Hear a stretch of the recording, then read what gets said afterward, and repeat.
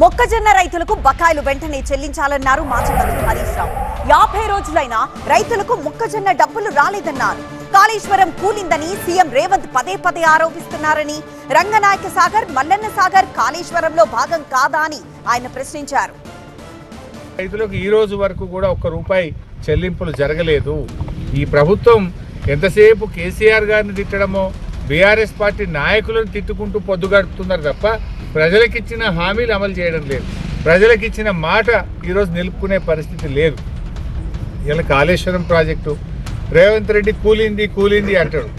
నాకు ఆయన భాషలో చెప్పాలి, నాకు ఇష్టం ఉండదు అట్లా మాట్లాడు, ఆ భాష నాకు ఇష్టం ఉండదు. కానీ నిన్న అన్నాడు కేసీఆర్ హరీష్ రావును బండగట్టి అనలేందో నాగార్జున సాగర్లో వేస్తా అని మాట్లాడండి. రేవంత్ రెడ్డి ఏమంటుండు, కాళేశ్వరం కూలింది అంటుండు.